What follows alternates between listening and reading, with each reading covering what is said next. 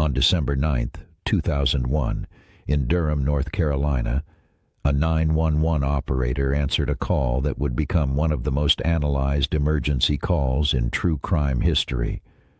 On the other end was Michael Peterson, frantic, breathless, and pleading for help. He said, "My wife had an accident. She's still breathing." Then he added the line that would shape the entire case from the very beginning. "She fell down the stairs." When first responders arrived at the Peterson home, they found Kathleen Peterson at the bottom of a back staircase, surrounded by a shocking amount of blood. Michael said it had been a tragic fall. Investigators looked at the scene and almost immediately began to question that explanation. There was blood on the walls, blood on the floor, blood on the staircase, and the more police looked, the less this scene resembled a simple household accident. For a lot of people, this became the case they knew from documentaries, headlines, and courtroom clips. But for me, this one hits differently. This happened in my home state, in a place that feels familiar, in the kind of neighborhood where people assume they're safe. That makes the case feel less like a distant mystery and more like something that could have happened just down the road. And that's part of what makes the Michael Peterson case so haunting. It is not just a question of who killed Kathleen Peterson or whether anyone did. It is a case built on contradictions. A husband who says it was an accident, a prosecution that insisted it was murder, a jury that convicted, a conviction that later cracked, and a final legal ending that still did not answer the question people cared about most. What really happened on that staircase? To understand why this case exploded the way it did, you have to understand the image of the couple at the center of it. Kathleen Peterson was not portrayed as someone drifting through life unnoticed. She was successful, respected, and deeply established in her career. She worked as a Nortel executive and was widely seen as the stable financial force in the household. Michael Peterson, by contrast, was a novelist, a columnist, and a well-known local figure in Durham. He had a public personality. He had opinions. He had presence. And from the outside, they looked like a polished, accomplished couple living a comfortable life in a large home. But like so many cases, the outside image was only part of the story. Behind the scenes, prosecutors would later argue that money pressure was mounting. The lifestyle looked grand, but questions were raised about the family's finances. That mattered because once investigators started looking for motive, they began asking whether appearances were covering tension that was already there. They also discovered things about Michael's private life that became central to the prosecution's theory, and once that happened, the case stopped being just about blood evidence and injuries. It became about secrets. That shift is important because the Michael Peterson trial was never just a forensics case. It was a narrative case. Every side was telling a story.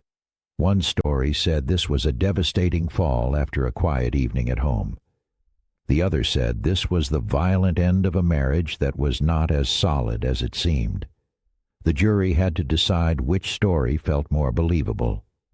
And the reason people still argue about this case now is because both sides had pieces that seemed persuasive, and both sides had gaps. That is what makes this case so dangerous for a storyteller. If you oversimplify it, you miss the reason it has lasted for decades. This case survived because certainty never fully arrived. According to Michael Peterson, the evening had been ordinary. He said he and Kathleen had spent time outside by the pool, drinking wine and talking late into the night. It was December, and that detail alone has always stood out to many people because it raised questions about how long they really stayed outside and how that timeline fit with the physical evidence later found inside the house. But Michael's version remained the core of the defense narrative. Quiet night, no fight, no violence, no dramatic confrontation. Just a normal evening that turned into a tragedy. At some point, Kathleen went inside. Michael said he remained outside for a while longer. Then, when he came in, he found her at the bottom of the staircase in terrible condition. That is the moment the whole case pivots on. If you believe Michael, then everything that follows is the aftermath of a horrifying accident. If you do not believe Michael, then the 911 calls become something else entirely. Not a plea for help, but the beginning of a cover story. And those calls matter because listeners have spent years dissecting every word, every pause, every change in tone. In the first call, Michael says Kathleen is still breathing. In the second, his panic intensifies. Some people hear shock, some hear performance, some hear confusion. Others hear someone trying too hard to establish the fall explanation before the authorities even arrive. That is one of the reasons the case burrowed into the public imagination. The very first version of events was never neutral. It was already a theory. By the time emergency responders reached Kathleen, it was too late. She was dead. And almost immediately, investigators began focusing less on what Michael said happened and more on whether the scene itself agreed with him. That is where the accident story started to come apart.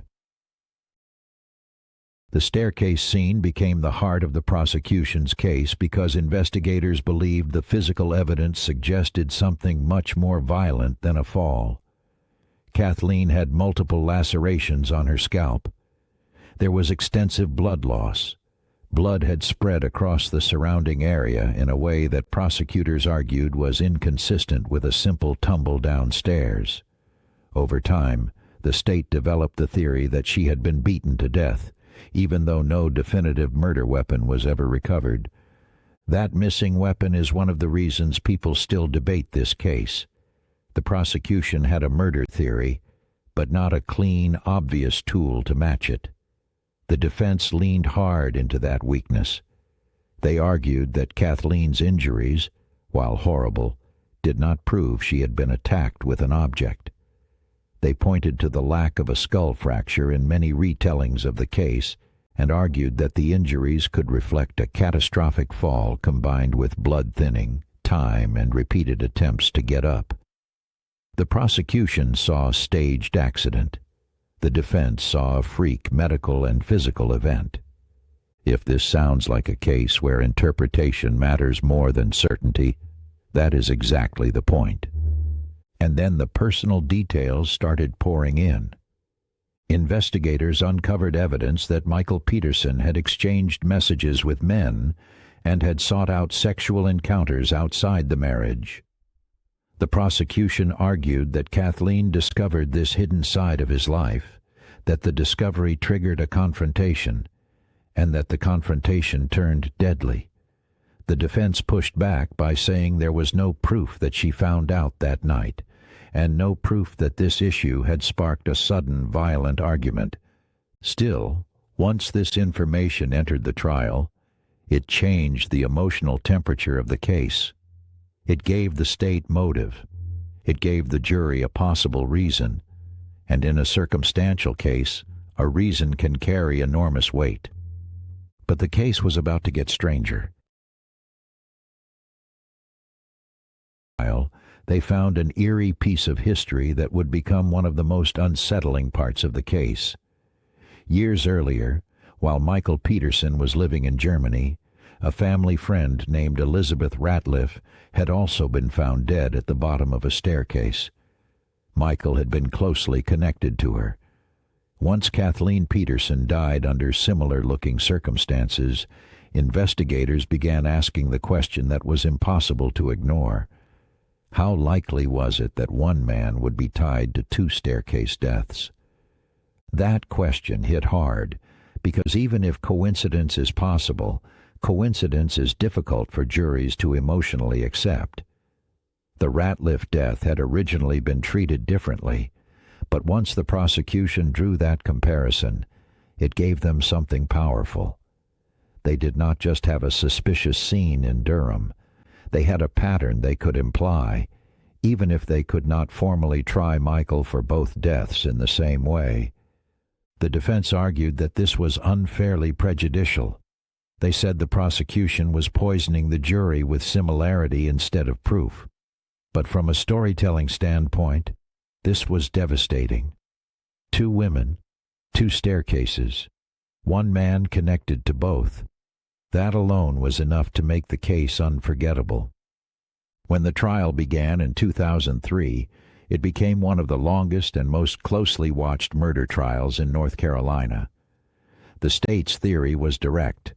Kathleen had not fallen. Michael had killed her.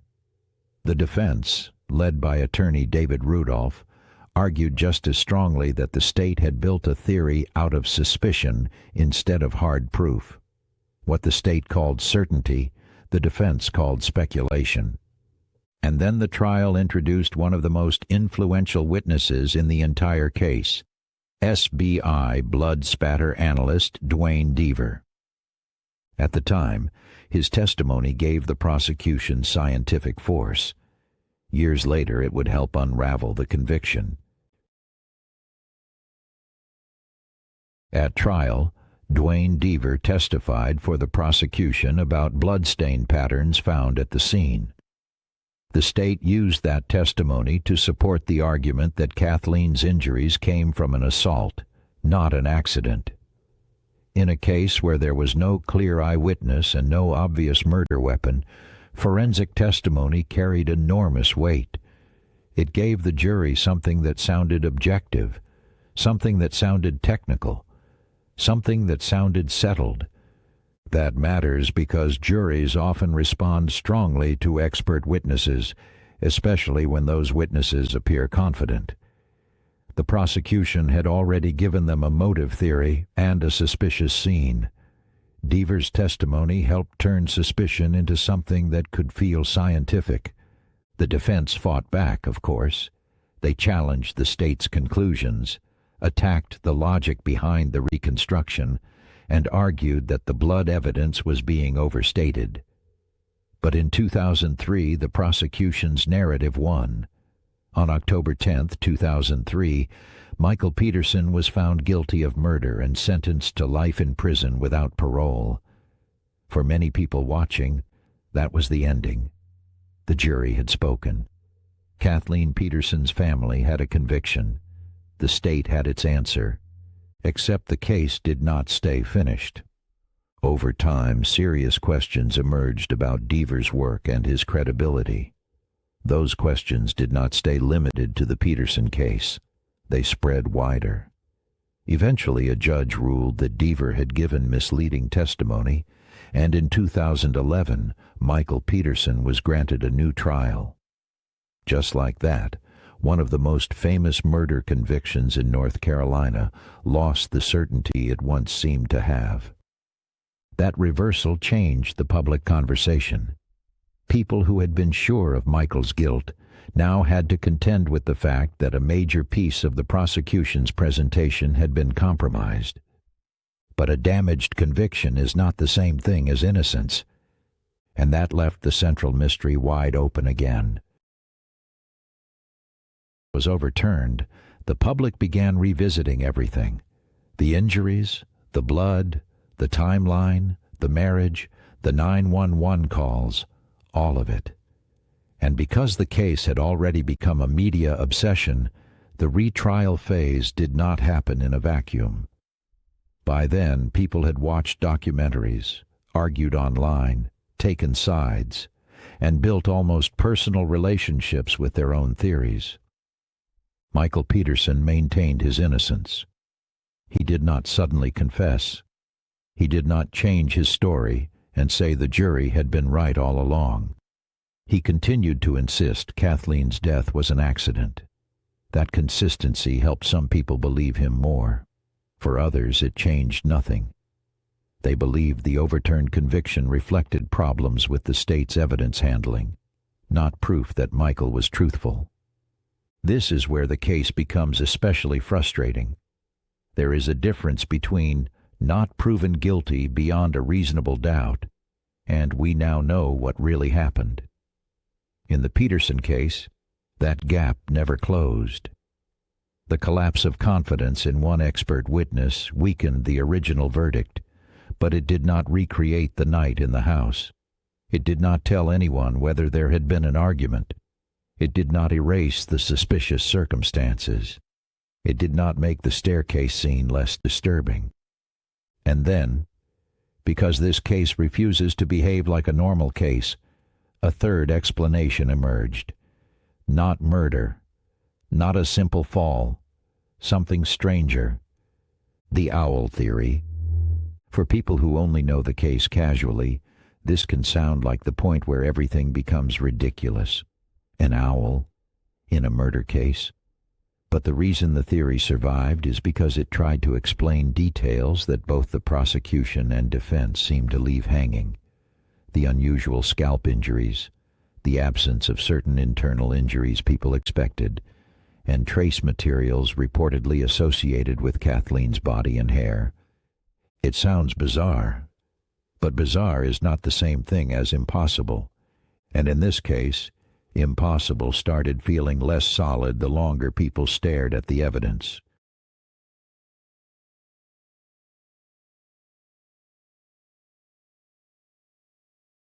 The owl theory is most closely associated with attorney Larry Pollard, who was not the trial defense lawyer, but later became one of the most vocal supporters of the idea.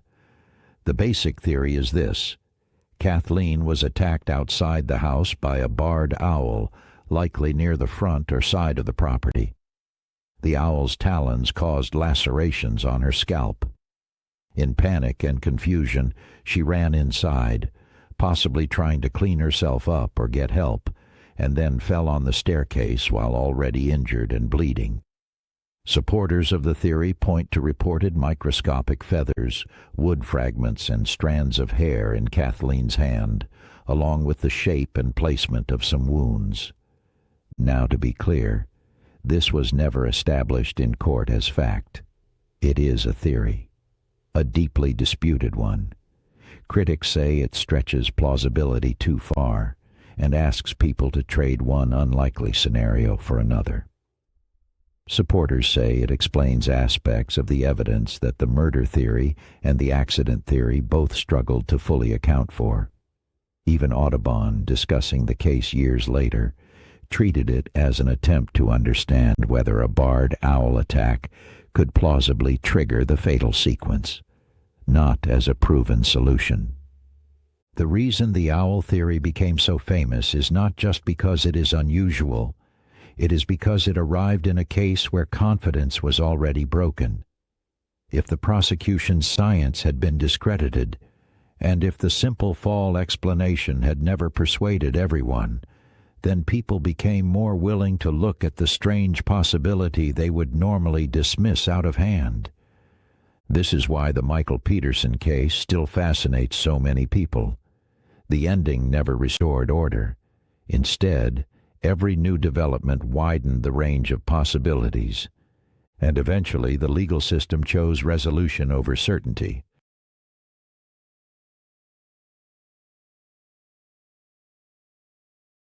In February 2017, rather than go through the uncertainty of another full trial, Michael Peterson entered an Alford plea to voluntary manslaughter. That meant he maintained that he was innocent, while also acknowledging that prosecutors had enough evidence that a jury could convict him. He was sentenced to a term that amounted to time already served, and he walked free. Legally, the case reached an ending. Emotionally, for many people, it did not. That kind of ending is deeply unsatisfying in a case like this. It gives no confession, no exoneration, no decisive answer. It leaves both sides feeling unfinished. People who believed Michael was guilty saw a man avoid the full consequences of a murder conviction after years of litigation. People who believed he was innocent saw a man accept a plea because the legal system had become too expensive, too risky, and too unpredictable to keep fighting forever. And then there is the human part. Kathleen Peterson still died on that staircase.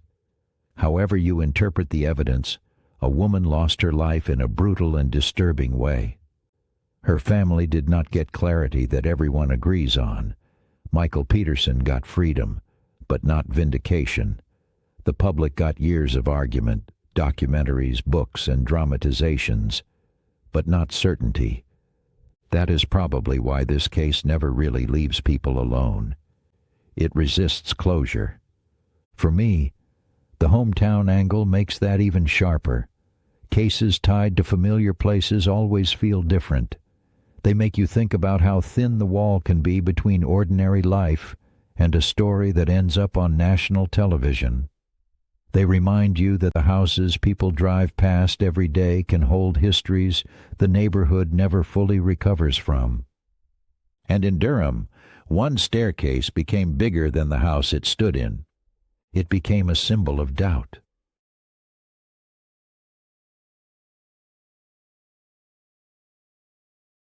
So where does that leave us? If you strip away the documentaries, the media noise, the hot takes, and the courtroom theater, you are still left with three broad possibilities. The first is the prosecution's answer. Michael Peterson killed Kathleen, and the staircase scene was staged to mimic an accident. That theory depends on reading the blood evidence, the injuries, and the surrounding secrets as signs of violence rather than misfortune. The second is the straightforward defense answer. Kathleen fell. The fall turned catastrophic, and the scene looked more violent than people expect, because real accidents can be messier and stranger than jurors are comfortable believing. The third is the owl theory. A bizarre but not impossible chain of events began outside the house and ended on the staircase inside. Each theory explains some things. Each leaves problems behind. That is why, after all these years, people still pick sides with such intensity. They are not just arguing over evidence. They are arguing over what kind of uncertainty they can live with. Some people would rather accept an imperfect murder theory than a bizarre animal attack explanation. Others would rather accept that forensic certainty failed than trust a conviction built in part on testimony later found misleading. What happened to Kathleen Peterson may never be known in a way that satisfies everyone, and maybe that is the real reason this case became so famous. It is not simply because it is dramatic. It is because it exposes how badly people want clear endings, and how rare clear endings really are. A woman dies. A husband says it was an accident.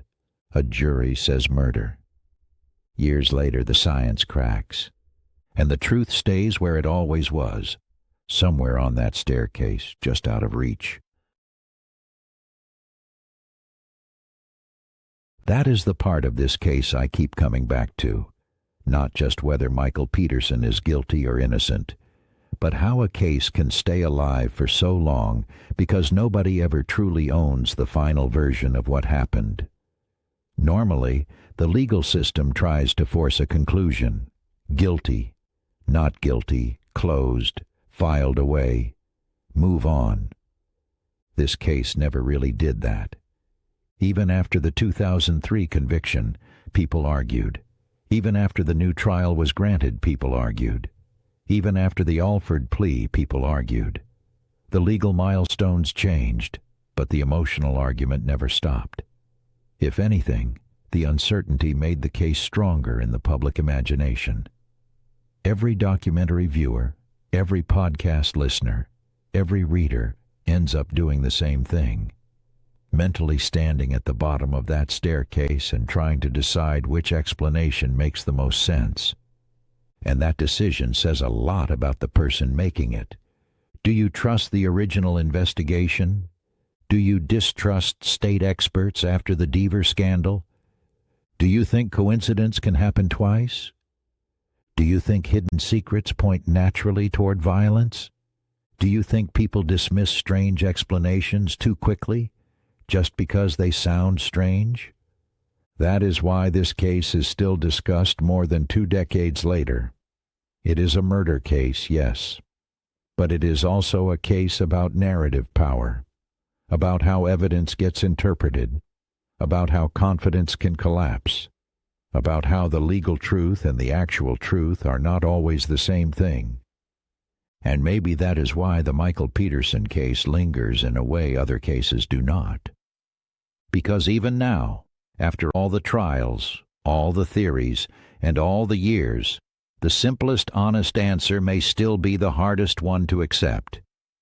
We do not know for sure what happened that night. On paper, the case has an ending. Kathleen Peterson died in Durham in December 2001. Michael Peterson was convicted in 2003. His conviction was later undone after serious problems emerged with key forensic testimony. And in 2017 he entered an offered plea to voluntary manslaughter and walked free. Those are the legal landmarks. Those are the points a timeline can give you. But if you are asking for the ending people actually want, the ending that explains the blood, the injuries, the phone calls, the marriage, the fear, and the last moments of Kathleen Peterson's life, that ending never arrived. Maybe that is why this case keeps resurfacing.